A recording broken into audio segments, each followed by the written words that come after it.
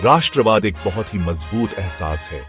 यह भावना लोगों के दिलों में गहराई से बसी होती है और उन्हें अपने देश के प्रति गर्व और सम्मान से भर देती है। यह एक ऐसा एहसास है जो लोगों को एकजुट करता है और उन्हें एक साझा उद्देश्य के लिए प्रेरित करता है। यह अपने देश और अपने लोगों से प्यार है। यह प्यार केवल एक भावना नहीं है, बल्कि यह एक जिम्मेदारी भी है। यह जिम्मेदारी हमें अपने देश की संस्कृति, परंपराओं और मूल्यों को संरक्षित करने के लिए प्रेरित करती है। यह हमें अपने देश के विकास और प्रगति के लिए काम करने के लिए प्रेरित करती है। यह एक कॉमन लैंग्वेज, हिस्ट्री और कल्चर शेयर करने के बारे में है। यह साझा भाषा और इतिहास हमें एक दूसरे से जोड़ते हैं और हमें एक मजबूत समुदाय बनाते हैं। यह साझा संस्कृति हमें हमारी जड़ों से जोड़ती है और हमें हमारी पहचान का एहसास कराती है। राष्ट्रवाद लोगों को एक कर सकता है और उन्हें फ्रीडम के लिए लड़ने के लिए इंस्पायर कर सकता है। यह भावना हमें हमारे अधिकारों और स्वतंत्रता के लिए लड़ने के लिए प्रेरित करती है। यह हमें हमारे देश के लिए बलिदान देने के लिए तैयार करती है और हमें एक बेहतर भविष्य के लिए संघर्ष करने के लिए प्रेरित करती है। 19वीं सदी में यूरोप ने राष्ट्रवाद का एक सर्ज देखा। इस समय के दौरान कई देशों ने अपनी स्वतंत्रता के लिए संघर्ष किया और अपने राष्ट्रीय पहचान को स्थापित किया। यह समय यूरोप के इतिहास में एक महत्वपूर्ण मोड़ था, जिसने पूरे महाद्वीप को बदल दिया। यह ऐसे यूरोप में राष्ट्रवाद के उदय को एक्सप्लोर करेगा, की इवेंट्स और फिगर्स पर फोकस करते हुए। हम उन घटनाओं और व्यक्तियों के बारे में जानेंगे जिन्होंने इस आंदोलन को आकार दिया और इसे एक शक्तिशाली ताकत बनाया। हम यह भी देखेंगे कि कैसे राष्ट्रवाद ने यूरोप के राजनीतिक और सामाजिक परिदृश्य को बदल दिया और इसे एक नई दिशा में ले गया।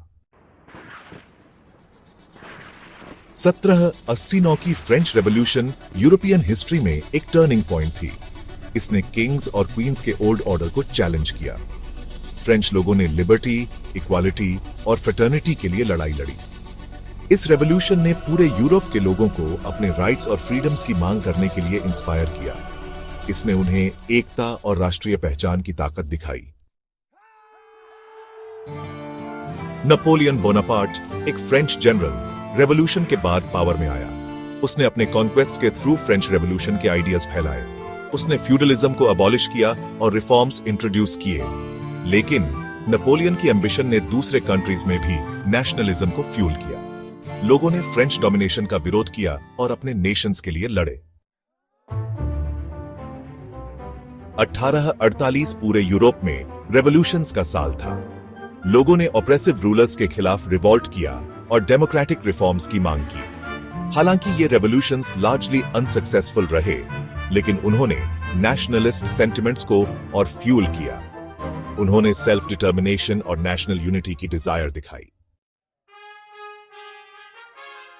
सेक्शन 5, इटली का एकीकरण, गरिबाल्डी और मज्जीनी। इटली का इतिहास सदियों से छोटे छोटे राज्यों में बंटा हुआ था। इन राज्यों के बीच अक्सर संघर्ष और युद्ध होते रहते थे, जिससे इटली एक एकीकृत राष्ट्र नहीं बन पाया था। लेकिन 19वीं सदी में दो महान नेताओं ने इस स्थिति को बदलने का बीड़ा उठाया। जुजेप्पे मत्सीनी और जुजेप्पे गरिबाल्डी इटालियन यूनिफिकेशन मूवमेंट में की फिगर्स थे। सदियों से इटली छोटे छोटे स्टेट्स में बंटा हुआ था। इन राज्यों के बीच की सीमाएं और राजनीतिक मतभेद इटली को एकीकृत होने से रोकते थे। जुजेप्पे मत्सीनी और जुजेप्पे गरिबाल्डी इटालियन यूनिफिकेशन मूवमेंट में की फिगर्स थे।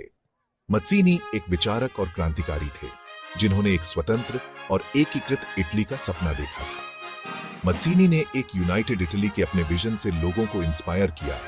उन्होंने यंग इटली नामक एक संगठन की स्थापना की, जिसका उद्देश्य इटली को विदेशी शासन से मुक्त कराना और एक स्वतंत्र लोकतांत्रिक राष्ट्र बनाना था। गरिबाल्डी ने अपनी रेड शर्ट्स आर्मी के साथ इस ड्रीम के लिए लड़ाई लड़ी। गरिबाल्डी एक महान योद्धा और सैन्य नेता थे, जिन्होंने इटली के विभिन्न हिस्सों में कई सफल अभियानों का नेतृत्व किया। उनकी सेना, जिसे रेड शर्ट्स के नाम से जाना जाता था, ने इटली के एकीकरण में महत्वपूर्ण भूमिका निभाई। 1861 में इटली आखिरकार एक यूनिफाइड नेशन बन गया। इस एकीकरण के बाद इटली ने एक नए युग में प्रवेश किया, जहां उसने एक मजबूत और स्वतंत्र राष्ट्र के रूप में अपनी पहचान बनाई। गरिबाल्डी और मत्सीनी के प्रयासों ने इटली को एकजुट करने में महत्वपूर्ण भूमिका निभाई और उनके योगदान को आज भी याद किया जाता है। सेक्शन 6 जर्मनी का एकीकरण, बिस्मार्क का लोहा हाथ। ऑटो वॉन बिस्मार्क एक ऐसा नाम जो जर्मनी के इतिहास में हमेशा के लिए अमर हो गया। उनकी दृढ़ता और रणनीतिक कौशल ने जर्मनी को एकीकृत करने में महत्वपूर्ण भूमिका निभाई। इटली की तरह जर्मनी भी कई स्टेट्स में बंटा हुआ था।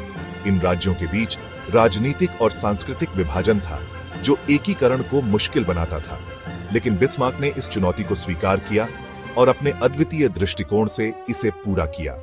ऑटो वॉन बिस्मार्क प्रशन चांसलर ने जर्मनी को यूनिफाई करने के लिए डिप्लोमेसी और वॉर का इस्तेमाल किया। उन्होंने अपने कूटनीतिक कौशल का उपयोग करके विभिन्न राज्यों को एकजुट किया और अपने सैन्य शक्ति का प्रदर्शन करके विरोधियों को पराजित किया। उनकी रणनीति ने उन्हें एक महान नेता के रूप में स्थापित किया। वो एकीकरण के लिए स्पीचेस और वोट्स नहीं, बल्कि ब्लड एंड आयरन में बिलीव करता था। बिस्मार्क का मानना था कि केवल सैन्य शक्ति और दृढ़ निश्चय से ही जर्मनी को एकीकृत किया जा सकता है। उन्होंने कई युद्ध लड़े और अपने विरोधियों को हराया, जिससे जर्मनी का एकीकरण संभव हो सका। 1871 में जर्मन एम्पायर का ऐलान हुआ, जो जर्मन नेशनलिज्म के लिए एक मेजर विक्ट्री थी। यह एकीकरण न केवल जर्मनी के लिए, बल्कि पूरे यूरोप के लिए एक महत्वपूर्ण घटना थी। इसने जर्मनी को एक मजबूत और एकीकृत राष्ट्र के रूप में स्थापित किया, जो आने वाले वर्षों में यूरोप की राजनीति में महत्वपूर्ण भूमिका निभाने वाला था। सेक्शन 7 राष्ट्रवाद का डार्क साइड कॉन्फ्लिक्ट के बीच। जहां नेशनलिज्म एकता की ताकत हो सकती थी, वहीं इसका एक डार्क साइड भी था। नेशंस के बीच राइवलरी और मिसट्रस्ट से फ्यूल्ड एक्सट्रीम नेशनलिज्म ने फ्यूचर कॉन्फ्लिक्ट्स के बीज बोए। ये अल्टीमेटली 20वीं सदी के डेवस्टेटिंग वर्ल्ड वॉर्स में जाकर खत्म हुआ। सेक्शन 8 कंक्लूजन राष्ट्रवाद की विरासत। मॉडर्न यूरोप को शेप करने में राष्ट्रवाद ने एक सिग्निफिकेंट रोल निभाया। इसने नए नेशंस के फॉर्मेशन को लीड किया, रेवोल्यूशंस को इंस्पायर किया और दुर्भाग्य से कॉन्फ्लिक्ट्स को भी फ्यूल किया। यूरोपियन हिस्ट्री और आज की दुनिया पर इसके इंपैक्ट को समझने के लिए राष्ट्रवाद के उदय को समझना क्रूशल है। Section 9 references textbook NCERT Class 10 History Textbook Website www.britannica.com